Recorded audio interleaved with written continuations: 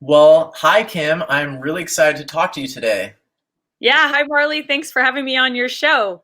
Great. Well, I think just to start things off, people always love seeing other people's nature journal pages. So, could you start there? Maybe show us pages from a recent trip or from one of your favorite trips and talk a little bit about your pages and the trip? Yeah, sure. I'll go ahead. Let's see. I'll open up. This is my primary journal. It has a leather cover that my friend custom made for me. Ooh. And so when I finish a journal, I can switch the cover out and put a new journal in, which has been pretty cool. So I'll just see what I've done recently here. Um, I've been working in my watercolor journal, and I haven't sadly worked at this one for a while. But so when the mushrooms were still growing here a couple weeks ago, I love nature journaling mushrooms and using the journal as a tool to try to identify them.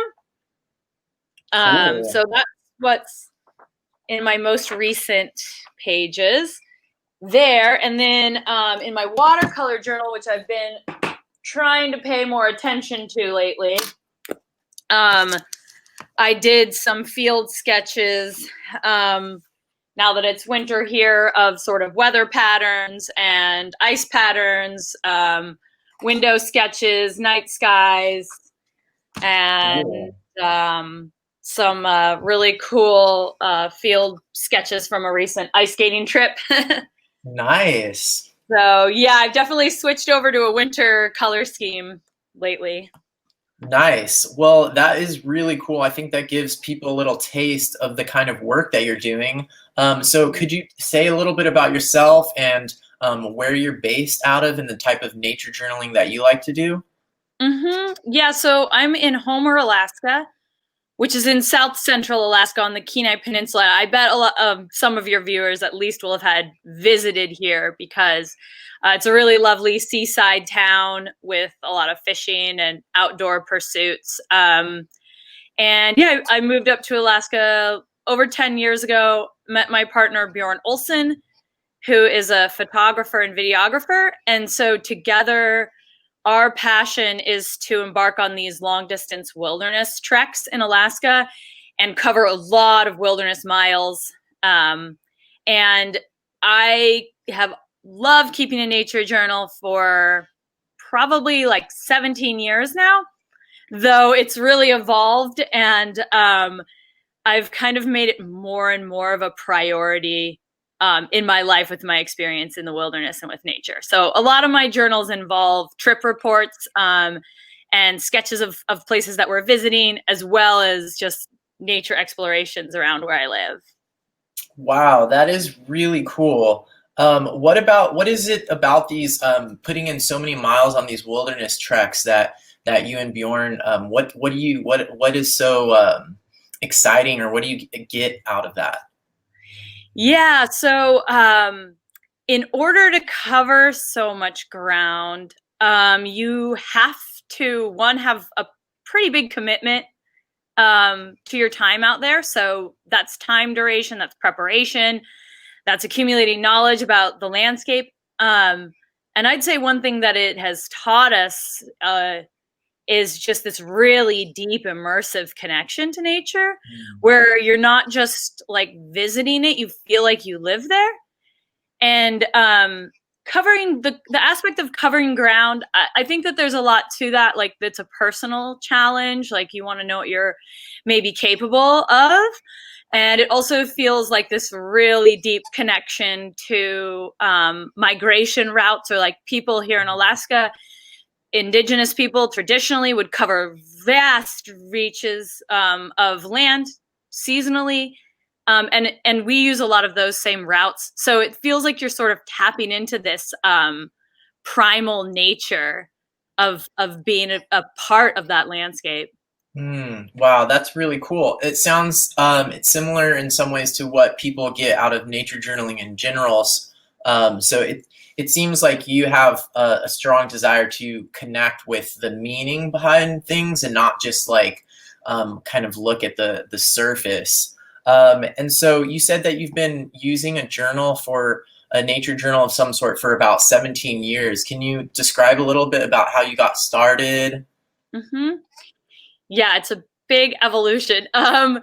I started in college with botany and mycology courses, and as part of our assignment to keep a journal, and I really took to it. And so once I graduated, I just started keeping my own, but kind of loosely. And I have to admit that there appears to now be way more guidance for how to develop a practice of keeping a nature journal, at least more than I was aware of when I got started. So when I look back at my old journals, they're like pages of written information with isolated, like very careful drawings in pen with like this really fine stippling. And I was trying to like make it just look as absolutely scientifically accurate as I could, and I probably was spending way too much time on each drawing. And I was also very limited in what I would choose to draw, because for years I would only draw what I could hopefully perfectly capture. Mm-hmm.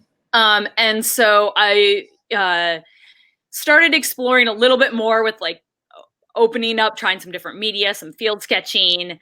And then probably about 5 or 6 years ago, I started doing teaching artists in the schools here. With nature journaling. And at that time was right when I found John Muir Law's book, Nature Drawing and Journaling. And I was like, oh my gosh, there's a template or something a little bit more like, and having a science background, I never studied art or the fundamentals of visual art. So taking that step back and thinking, okay, let's really look at this from an artistic perspective. How do you construct a drawing? Like that never occurred to me before. And so now what I really try to do when I go out is I try to capture like the feeling of where I am. I try to get that essence. Like, how will I remember this place if no one else could, come here and see it? How could I interpret it to them? And really breaking down all of those barriers about what I could or couldn't draw. And so now like doing little landscapes is my favorite thing, because I feel that just really does a great job of capturing. Cool. Can you show us some landscapes? Yeah. Let's see. So I might show you a couple I found in this journal, which I kept this journal in 2016 when we did a big sea kayaking trip. And I wanted to pull it out because I feel like this was really a time of breakthrough for me. I'm looking for some of my earlier like type of landscapes. So like, here's some of my like first landscapes that I started taking on. And I feel like I really broke through like with this big root ball, where I was able to see like all these dark shadows and all this complexity, but simplify that. So this one is all just pen. And here's what I want to do. Not to knock myself or anything like that, but like this is one of my like earlier types of landscapes. I've learned so much since then. So that was 2016. Maybe here I'll open up my watercolor journal, because I've been doing this one lately, and I did one recently of Gruink Glacier across the bay. So I've been working on, watercolor since then, values. Actually, here, let me show you some more of my like really basic field sketch landscapes. So this is like, this is a style I developed so that I could quickly sketch scenes in the field. And so it's, micron pen and a gray brush marker. And then a mechanical pencil, because I always spell things wrong and I want to change it. So those are sort of like, that's kind of the nature of the quick landscapes that I like to sketch now. And this one, these are ones I just did yesterday here outside my cabin, and just learning to do them really pretty quickly. So cool. Yeah. That's awesome. I love doing landscapes also. And so you said you're using what materials are you using on those? Or like, what's your process? Okay, so for what I would consider my like standard journal, this one, this is like a pentalic travel journal, and I've done a lot in that. That's like most of my journals, and it's really smooth paper, so it's great for pen. Unfortunately, Pentalic like really dropped their quality of their paper. And so I can't say that I necessarily recommend this journal, even though it's one I've used like time and time again, and I'll probably will continue to use. But there's something about the size and the width about it that I really like. Like this is packable for me. And then when I have this leather cover on it, it can withstand a little bit of abuse as I shove it into my camping gear. So my most basic setup would be like this and a little pouch of supplies, which would include like a mechanical pencil. These are those brush markers, some micron pens of various sizes, pencil lead refill, depending on how long I'm like going out for and how much I feel like I can carry. I've started to prioritize nature journaling more, so bringing this kit has become more common. And so I will put those things in a dry bag.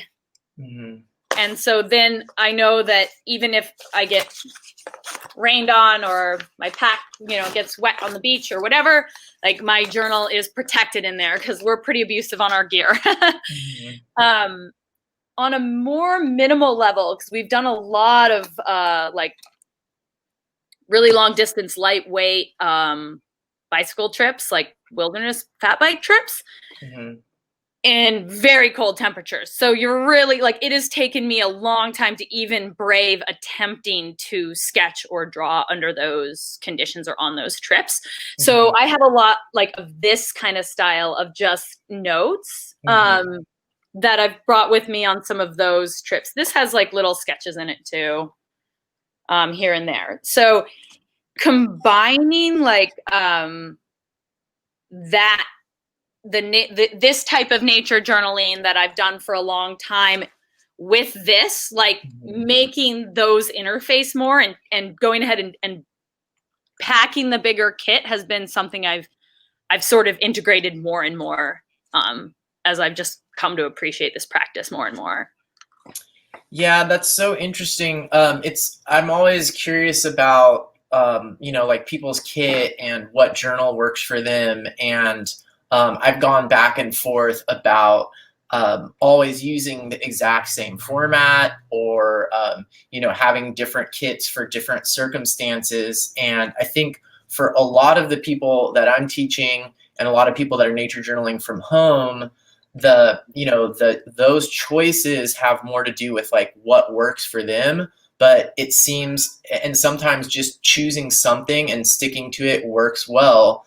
But I think on like an expedition where like, every ounce of weight matters, or, you have these like very real external limitations on what works, it seems like that really forces your choices around gear. So I guess what I'm curious about is how you design these different like kits for different situations, or do you just like do a lot of experimentation over the years, or how do you like refine those? And then do you end up with like all of these different, it just seems like it could get kind of overwhelming with all the different supplies and styles. Yeah, I hear what you're saying about that conflict of experimenting or start a new journal without finishing another one because you thought you might like that one better. I am glad that I've stuck with a particular set of tools and that they've been simple and minimalistic. So that's just allowed me to take the focus off of my kit and put it on what's around me. So right. Like, one of my favorite journals we were on the North Slope, the Arctic coast, extremely remote and long distance trip. And so this is all I brought. I got it because it's the same dimensions as these Pentalics, but it's thinner. So it's fewer pages. So I was like, great. Like I don't have to pack all those extra pages that are going to probably stay blank. And I'm Mhm. so proud of myself because I actually finished it cover to cover in one trip, which like that never happens. Nice. But all I did in this one was pencil. Oops, there. Yeah. So it's just all in pencil. And it's a combination of writing, trip reports, and of sketches and drawings. So this is one example of I consider this like a really pure journal done entirely in the field, entirely on one trip, like, and just Mhm. with the most basic material. So honestly, I think that there's a huge argument for just having a pencil. Mm. And I know a lot of people really push that, go straight to the pen and draw with the pen and everything like that. But I kind of see that working the image from both ways, it helps my mind anyway, because by Mhm. making a line, then I think, oh, well, that wasn't quite right. Let me trial that again and trial that again. All right, there we go, landed on it. And, you Mhm. don't want to be erasing away all of your work all the time because that's just a waste of time. But like that softness of the pencil, and you can vary the strength of it. You can erase your misspelled words or correct them later when you figure it out, because that's always one of my struggles. Yeah. So yeah, so minimal is like my pretty big thing. Um, though I will share. Can I share with you some more of my kind of kit stuff here? Definitely. I have this little pencil box that these pencils were terrible, but I like the box. And so I may bring like this many pencils. This is a winter palette, obviously, but like that's a lot of colors to me. Having a whole bunch of colors like is confusing. It makes me have to think on just so many different levels before just putting something to the paper, and it also results in a bunch of stuff that's rolling off of the rocks or switching around and just getting complicated. Yeah. Yeah, definitely. Yeah. And that's one of the things I've heard a couple like wisdom bombs in there that I think are relevant for people because one of the things I definitely want to keep touching back on in this conversation is how these lessons from this sort of extreme nature journaling apply to everyday nature journaling. Because I think most of the people watching this are probably nature journaling in their backyard. Some people don't have access or the experience or capabilities to do this kind of extreme nature journaling on these expeditions. However, I'm a firm believer that there are like these lessons that can be learned in those kind of situations that apply to everyone else. So maybe just I want to hear more about a lot more about these expeditions, but right now off the top of your head, can you think of some, and I've heard you hinting at several of them, but can you think of some of the lessons or the things that you've learned in the type of nature journaling that you do that are most applicable to everybody else? Yeah, I would say that, practicing fundamentals of visual art, like in the studio or at home, or taking the tutorials or going through Betty Edwards' drawing on the right side of the brain, going ahead and putting in that homework is really going to help you when you go out into the field to try to do stuff, because you are, standing on your shoulders of what you've done under a more controlled or more time allowed situation. Mm-hmm. I personally would say that the drawing fundamental that drives my work is value. So really learning to see things on a value scale has so helped me, because when going to draw something that's large and complex, that thing that I was afraid of for so many years, like I can't draw every needle or leaf on the tree or every little nook or crack in the rock. So by just squinting your eyes and simplifying that image to light and shadow, you do not need to draw everything you shouldn't actually draw all of the detail in order to convey the feeling or the look of that subject, because we don't see every little needle and every little leaf. We see like a texture that implies it. So I would say that if you're, practicing at home, like, don't overthink the materials, practice seeing and simplifying what you see, because being able to draw or sketch something quickly is just a matter of distilling and simplifying the most significant lines and shadows that make it up. Wow. Yeah. Okay. That's huge. What about what else? So it sounds like you're saying basically do your art homework at Right. home, and don't be trying to figure that stuff out. When you're on this like once in a lifetime trip, or when the like bobcat decides to walk out right in front of you in your backyard, and you're like, oh God, I don't know how to draw. Well, don't take your eyes off the bobcat. Like, watch the bobcat. But yeah, I think especially I would say for watercolor for me, that it is an intriguing medium that I was very attracted to, because I love that like loose fluid look that it has. Like there's like all of that, like it's so uncontrollable in a way, and it's the tech, like that technique or that look, that I think makes it a really aesthetic visual. But it can be so frustrating as a beginner because you don't know what it's going to do, right? And so then it does something you don't want it to, and you either live with it, or more likely you try to fix it, and then the next thing you know, you're digging yourself into a hole you can't get out of. That's the way it was for me anyway.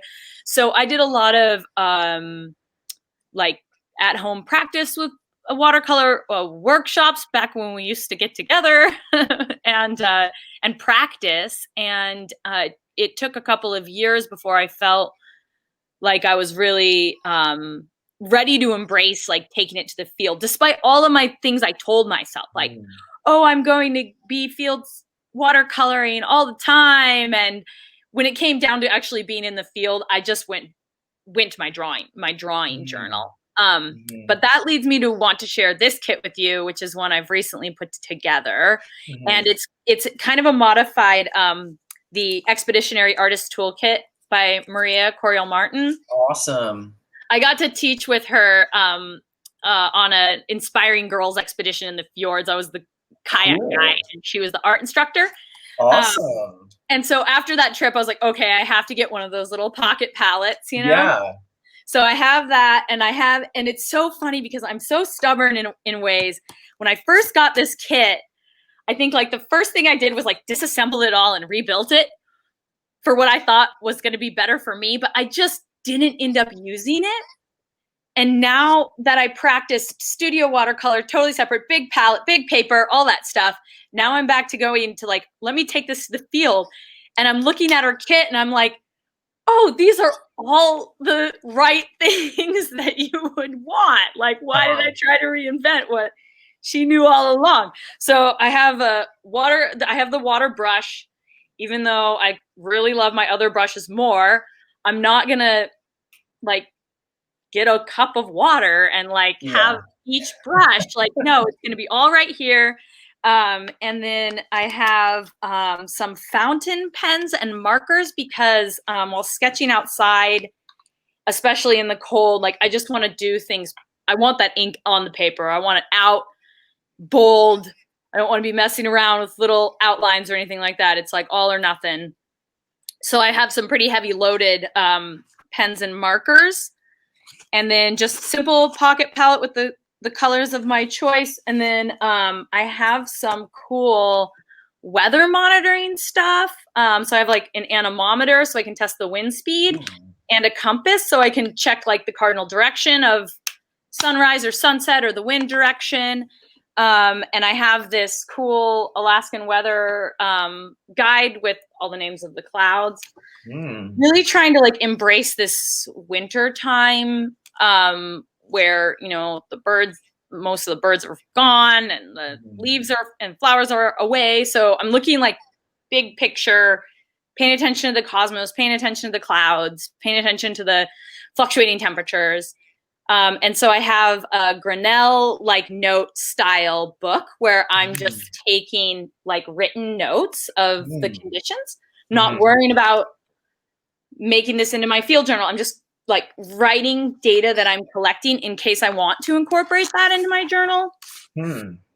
And then I have this wonderful little watercolor journal that I already showed you those 2 pages in. So this is going to be sort of my commitment to myself to do more outside in the field, finish the whole page while you're out there, despite the fact that it's winter journal kit.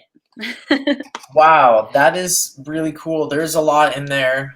So I'm trying to figure out what to follow up on. But I think maybe this is a good place to, because you mentioned winter a couple times in there, talk some about nature journaling in the winter, because I was really excited to talk to you about this because if you're doing it in Alaska, then I feel like I can use your example, like whenever I'm chickening out about nature journaling in the winter where I live in Northern California, or like anyone else, if anyone else ever says like, oh, I can't nature journal in the winter, I can just be like, point up to you in Alaska.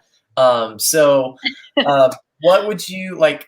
Can you say more about like nature journaling in the winter, or like how you feel about it, or and then maybe we can go into like some practical stuff, but just maybe, yeah, like what do you think about nature journaling in the winter? Takes determination. You have to want it, right? Because there's a lot of things that are working against you. Right. You know, if it's raining out and you're outside and you can't get under cover, okay, you're probably not going to be working on your journal. If it's super windy out, it's like, I'm sure there's a lot of educators watching and stuff, and there's that Maslow's hierarchy of your basic needs need to be met before you can have that creative growth and development occur. And so, being too cold is a real, inhibitor for even wanting to journal in the first place. You're like, for some reason, wonder why I'm not feeling very creative right now. So I think so that's the fundamental concept behind it, right? That wintertime produces more adverse conditions that make you have to kind of struggle back a little bit. And so I think that, I guess first and foremost, I would say reset your standards or your expectations, because you're probably not going to create as good of work as you would otherwise be if you were in just complete comfort. And then on the other side of that coin, do everything you can to keep yourself in comfort so that you can do it. But knowing that you want to talk about winter, I look back into some of my journals that I had on the winter trail, or in these kind of harsher conditions, and the drawings in them are very sparse, and where they are is like they're really very simple. So like, let's see, this is like a shelter cabin above the Arctic Circle. And when I sketched this, I don't know that I wrote it down, but it was probably sub-zero in the nighttime that night. So that would have been a very, very cold trip, So I probably, there's probably a fire going inside the cabin, and I got all toasty warm inside and got all situated, and I got my pencil and got my sketch pen. I'm like, I'm going to go do this. And they run outside, make your few lines, then come back in and put the finishing touches on them. I also have in those winter journals, I notice a lot of drawings of like stoves, because a shelter cabin, or our little shelter that we bring along with us that has a little wood burning stove. And that's the time when my basic needs are met enough for me to want to be taking out that journal.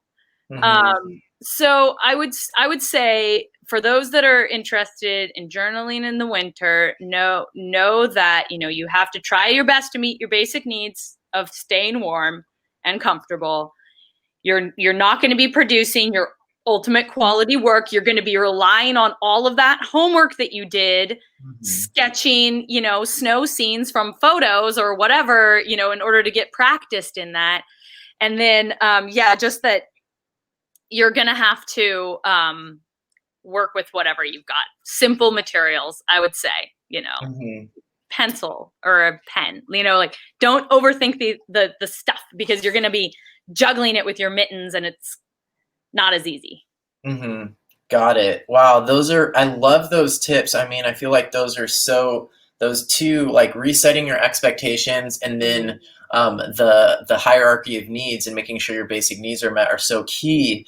And it kind of makes me think, the second one at least, that a lot of us maybe don't spend enough time outdoors to actually really be comfortable in the outdoors, especially, in adverse conditions. And I've done some kids nature programs where it was like we had to be outdoors, like no matter what the conditions were, and they were like year-round programs. And during doing those things made me realize it is possible, especially where I live, it's possible to be out in the rain. And a lot of times these rainy days where I live, it's if you're actually out in it, you start realizing like what's doable and what's not doable.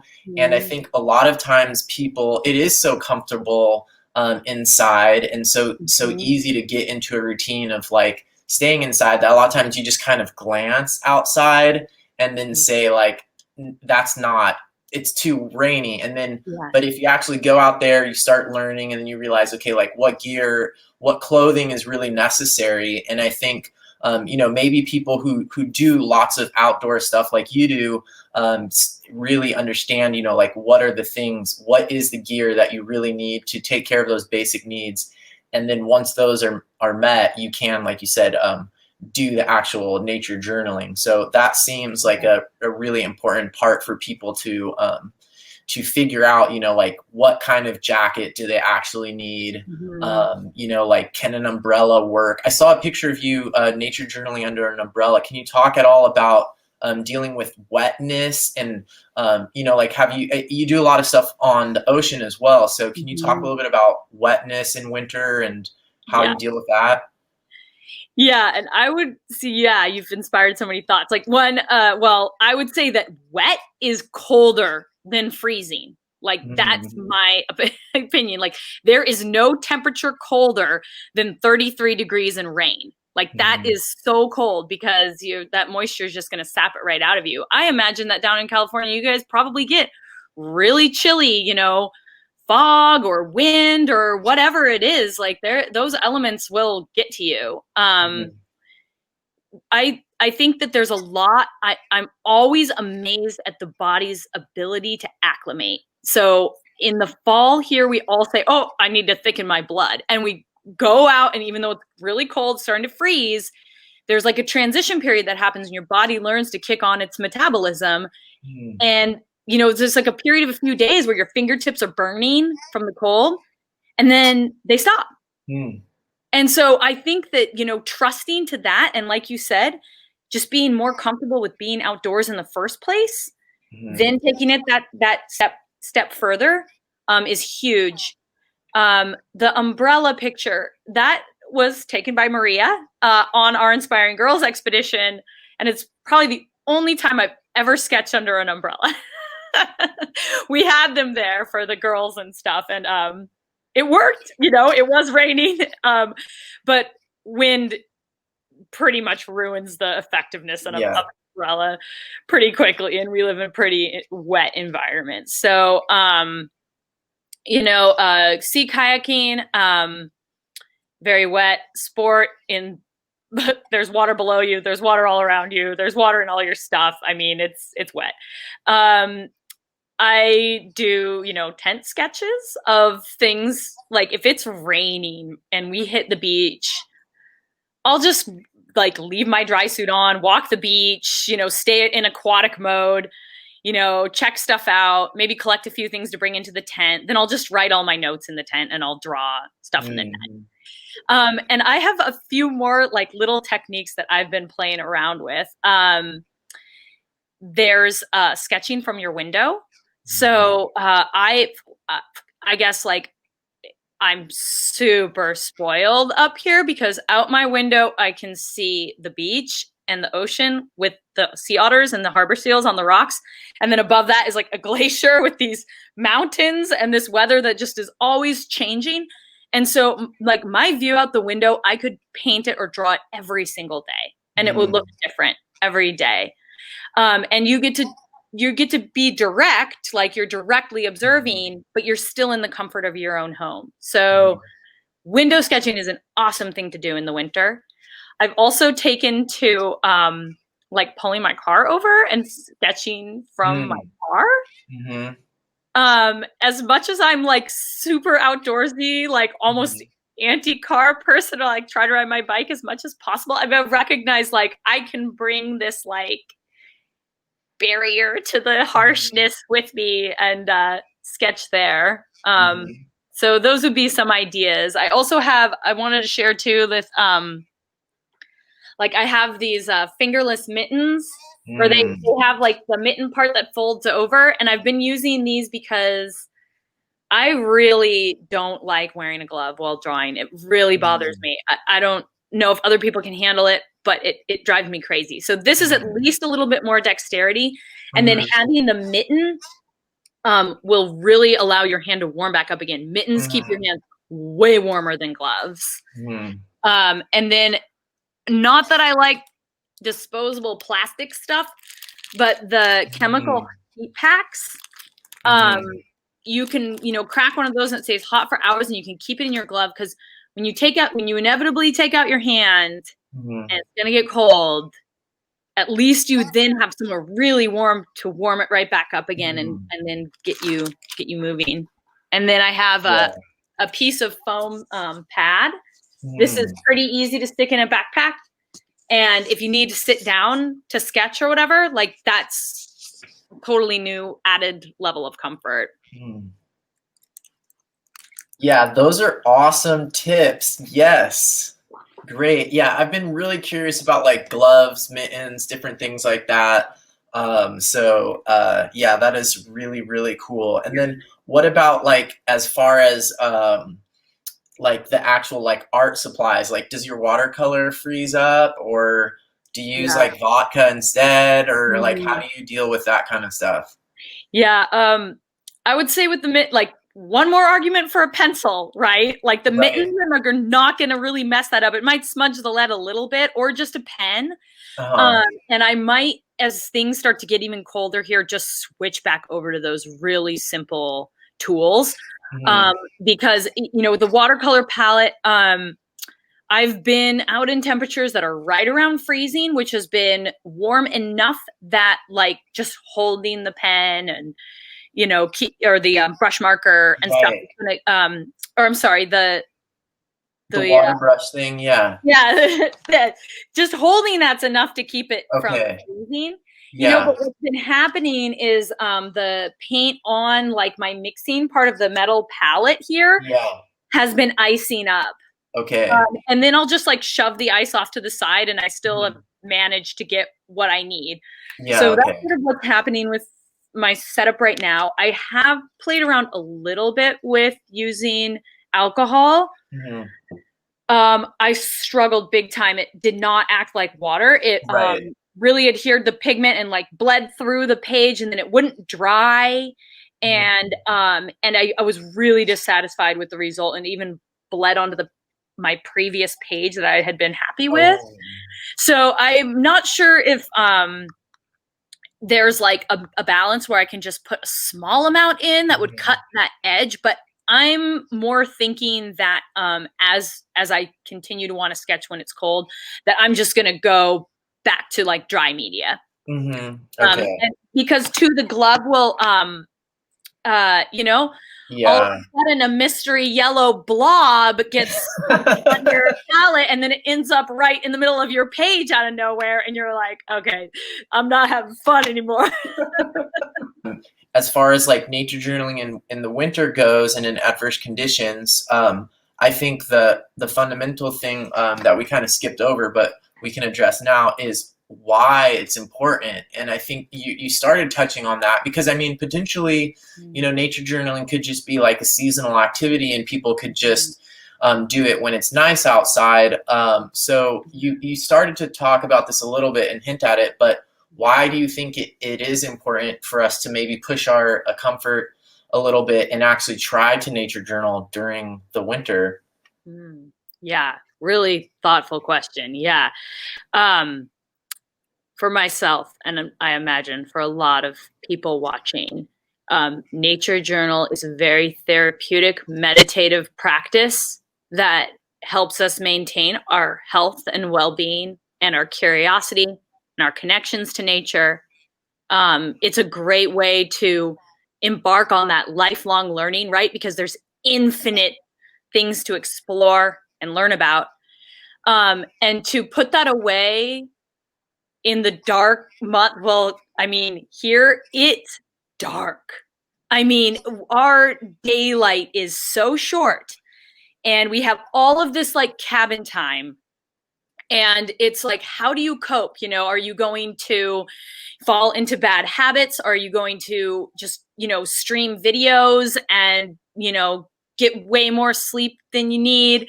Or what are you going to do with that downtime, that hibernation time? And so I feel like artwork has always, and creativity in general, I love making things and projects and stuff. So the nature journal is excellent for that.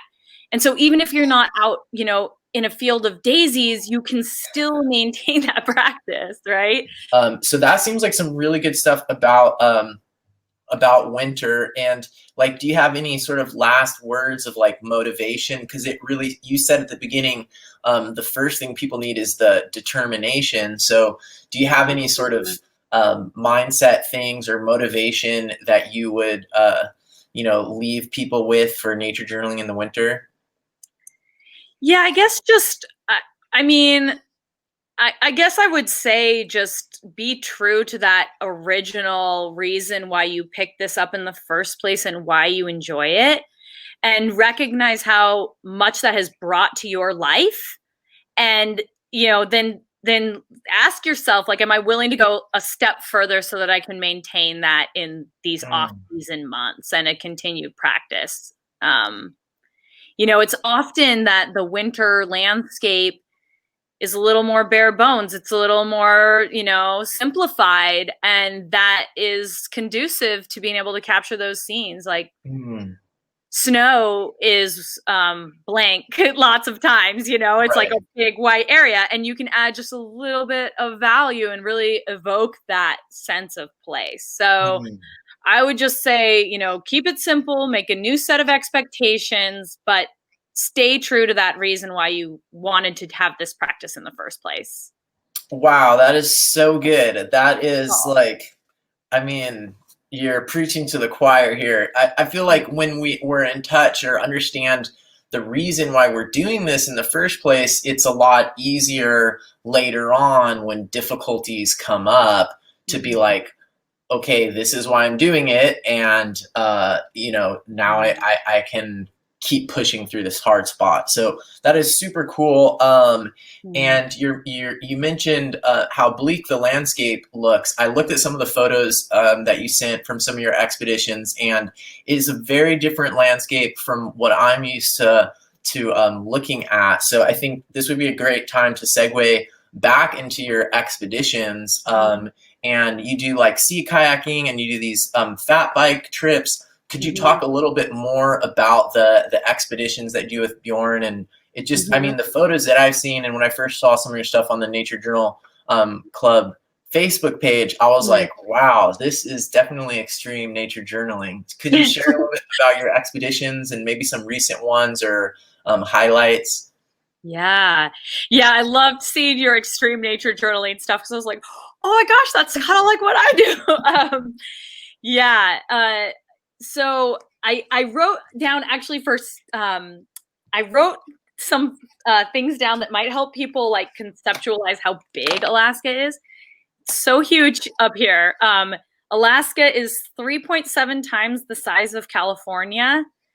And it's the most sparsely populated state. There is a ton of wilderness here. And so in comparison, Wyoming, which is, so in Alaska, there's 1.3 people per square mile average, and then this next least dense state is Wyoming, and there's 6 people per square mile in Wyoming. Wow, So that's crazy. I just want to drive home like how incredibly big it is. And I feel bad if I made it seem stark. Like there's this phrase called reading the white book, and it's like cluing into very fine nuance in the winter landscape, especially. But it's like one of those things that you would look at it from afar and think it's, just an ongoing, vast, monotonous, like taiga or tundra or anything like that. And as I'm sure people here can relate to, the more you familiarize yourself with it, the more you realize that there's all this intricate complexity and there's so much to learn and there's so much going on. But yes, so we do long trips. We're often out for weeks at a time, sometimes more than a month at a time.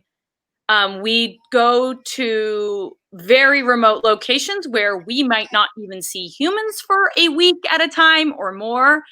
And we really have to be self-sufficient and be able to manage our own, situations as they arise. So we have to be extremely prepared for these and have enough food, know how to repair our equipment, like know what's going to work, and be light enough that we can travel. So we do these methods, like we do a lot of sea kayaking on rugged exposed coasts. It's some of my favorite habitat, so rich. And then we do these winter bicycle expeditions with these fat tire bikes it's kind of like a snowshoe for your bike, sort of. It allows you to float on soft terrain. So we've biked the Iditarod Trail and all of these other like northern snow machine trails, basically, that connect these rural native villages. And then in the summer, we do bike trips on harder to find natural corridors. So like beaches or, dry ground where there's no trails or anything like that. And we bring with us these inflatable rafts that we can disassemble our bicycles, put them on, and paddle across bodies of water that we're inevitably going to encounter. So we're sponsored wilderness athletes by Salsa Cycles, Hyperlight Mountain Gear, and Alpaca Pack Rafts. And that's all just super awesome equipment. We don't bring junk with us because we rely on it so much out there that's how we're going to get ourselves back out again. Mm-hmm. So yeah, we've been on a lot of really long, awesome trips. The winter ones especially are really, really wild. And so I'm really glad that I did take these and write notes. So this is in late March of, let's see, what year? 2016 in northwestern Alaska. So in the Arctic, like very remote and very, cold country. So we have made it over the divide and into the Buckland drainage. The blizzard of 2 days was unbelievable. High winds, blowing snow, cold, and a drifted trail. We fought dressed in everything we had to ward off the elements. I would be curious to weigh our complete set of clothes. Boots, mittens, hats, goggles, lots. Our first night on the portage, we made camp just shy of Haycock, an abandoned mine site in the deep snow. Nights have been sub-zero. Yesterday was a large break for us with the weather, and we needed it. The trail is still soft, but lots is still rideable in places. We made it to sweepstakes easily in good time, but once out in the open, it was clear that the wind had been extreme in the past the day before. A good solid trail lay 2 inches beneath a veil of invisibility caused by the blowing snow. A few snow machiners had passed in the morning, making straight for Buckland, but their tracks swerved across the tundra, searching for the obscured, firm path. Here was supposed to be our turnoff for the hot spring, but we could see not a hint of the trail. Up ahead, the faintest clues on the patterns of the snow told us where the direct route over the pass lay. Off-trail is disastrously difficult to traverse. Sadly, we made the call to skip the hot springs route and take advantage of the clear, calm day to make straight for the divide. What a good call it was. Amazingly, we learned to see the trail and were able to ride much of it. All the while, I imagined what a little more wind or how low visibility would have ruined us. For miles, we traversed the open, glaring, bare tundra, just below the divide. 2 snow machiners passed us. They knew the trail, and from there, we were able to clearly find the way. It was a very long day, mostly pushing across the vast expanse. No wind. Finally, just as the sun went down, we made it to Cub Creek, where there was finally a patch of willows we had known from our last trip. Already exhausted, we made camp and cut enough wood, very hard in waist-deep sugar snow, just in time for dark. It was nearly midnight before we had dinner, but we had done it. We crossed the divide. This morning dawned clear again, and we slept in, taxed from the last 2 days of grueling effort. We patched gear, made 2 pots of coffee, and didn't set out until afternoon. As we crested the next big hill in the wind, the snow was sparkling and tiny ice crystals zoomed through the air. We looked back at the pass and gaped. A thick ground blizzard was blowing snow, tearing across the high divide. We had made it through the grace period. Had we tried today, we would have been met with the north wind head on in extremely low visibility, and it's likely that the faint tracks we had followed are now obliterated. Even the tripods are buried. Wow, that is so cool. That's definitely some extreme journaling. Um, so do you, I mean, that reads, I tried to do a lot more writing on my last trip, and did you, when did you, what was your process around writing that? So this little type of journal that is, I would love to build on that and bring it more into the, drawing and artistic side. But I just pack this with me, and when I, get to camp at night before I go to bed, or in the morning when I'm drinking coffee, I just add the notes. So after you had made it through, and then that ground blizzard came back in, like that night at your next camp, you wrote all of that about the previous, or how did that go? Yeah, it might have been. Yeah, that's right. I probably Okay. summarized 2 days in one sitting. Yeah. Wow. Wow. That is so cool. Do you have other stuff about expeditions that you want to share, or is there anything about like what people can learn about that time, like that you mentioned before, like how going for such an extended period of time, being so remote and having to be completely self-sufficient, it Mhm. forces you to feel more immersed in nature and have like this deeper connection. Is there something from that you feel like it applies to Mhm. your nature journaling, or that you think that other people can learn from? Yeah, I think that the one thing that, or well, that's something that has really come to settle within me is realizing that we have a place in nature, that everything we need is out there, that it's not something to be afraid of. It's just something to know better and to understand and to gain experience with. So I imagine that story might sound pretty intimidating, but realistically, we were thriving under those conditions. And just to think of like a little bit of practice and skill building, and how I feel so well taken care of in the wilderness. I feel like there's a place for us there, that humans adapted on the wild, raw landscape. Is only in modern times that we've become domesticated, essentially. And we used to carry our babies across those routes and our elderly and take care of each other and get everything that we needed to survive off of the land. And so, like, there's this phrase called the friendly Arctic, and it's like it's it's beautiful and it's nourishing, and you can, with the right, adaptations, you can endure and thrive in those places. Mm, So, like, I would say that it's not like intimidation comes from a lack of familiarity, right? And mm, we experience like really adverse conditions, but having learned how to identify like what wind speeds make it so you shouldn't go out on the water, what temperatures mean you shouldn't get up and try to move, or what temperatures mean you need to really think about finding shelter. That's just feels very, I guess I'm going to say, like, animalistic. It feels like we're really connected to those influences that drove our evolution in the first place. There's mm, something so pure and fundamental about it. Um, so I would say, tap into that. Don't see the outside as this place that you have to, work against or that's out to get you. It's your source. It's what nurtured us into being who we are.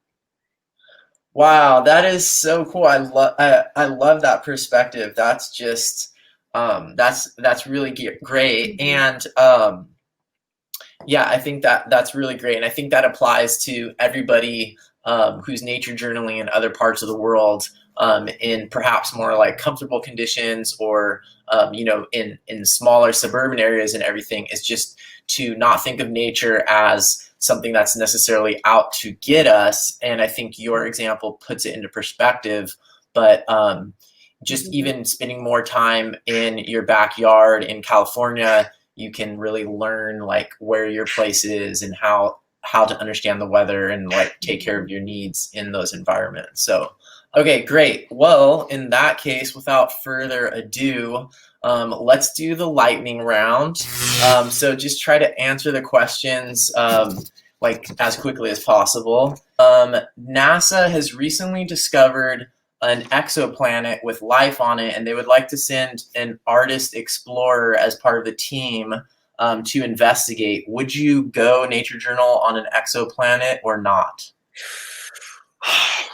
Yes. Okay, next question, yes or no. Do you rather nature journaling by yourself or with a group? By myself. Okay, I guess that wasn't a yes or no question.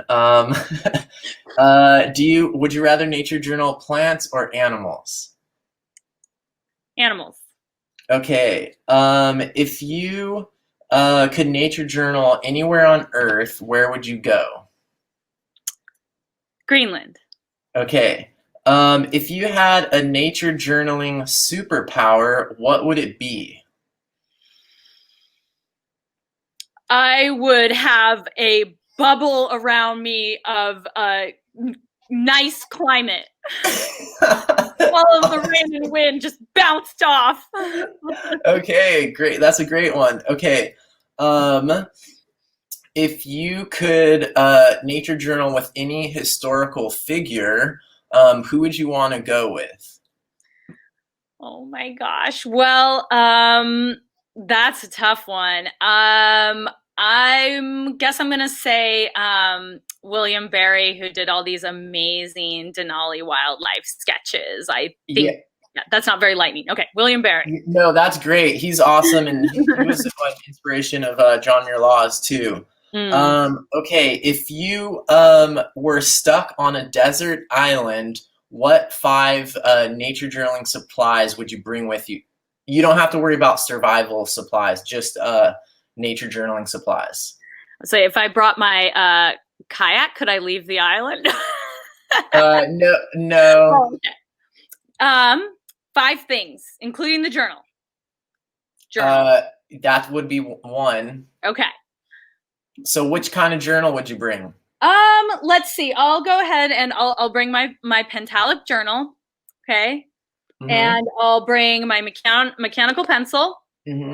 And micron pen, pocket ruler, big time. Okay, gotta have this pocket ruler. How many am I at? Do I get 4. 1 more? Yeah, 1 more. Gray brush marker. Okay, all right. That's it. Good job in the lightning round. You survived the lightning round. So I guess my last question is, what do you think the future, or where do you want to see nature journaling as like a movement or a practice go in the future?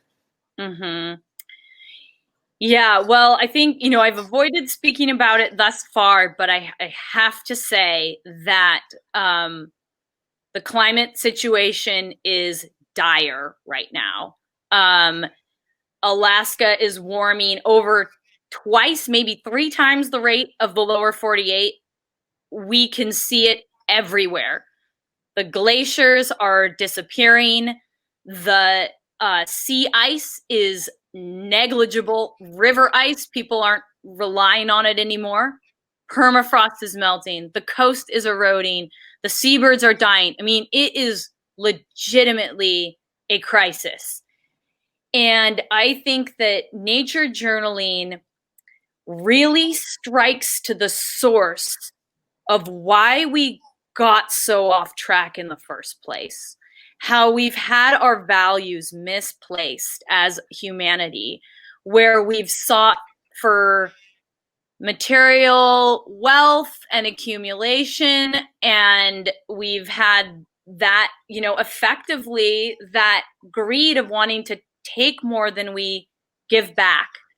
And I think by listening to the birds and listening to the moss and making a deep connection to those things we talked about, our source, our mother that nurtures us and takes care of us, until we get to that fundamental core of where our values are as humans, we don't stand a chance against it. We can have we have the engineering it takes right now. We just don't have the placed values. Mm. So I am so grateful that this has really turned into a movement. And I just derive so much inspiration from seeing all the work that everybody shares, like the things that you're doing right now, the Nature Journal Club, the International Nature Journaling Week, the conferences. It's just taking off like wildfire. I feel like there is a fundamental need in our human souls to create these personal, deep connections and relationships. Mm. So my hope, I see it saving humanity, frankly. Wow, Kim, that is amazing and super inspirational. And if people want to get like more of you, you know, after this, or see like more of your work, or learn about what you're up to in Alaska, where can people go? I know I'll put your website up. Is there anything else that you want people to know about? I guess so. That's my website. On there you can find the links to my social media stuff. And Yeah, I I can love put all those in hearing the from description people. down below too. Sure.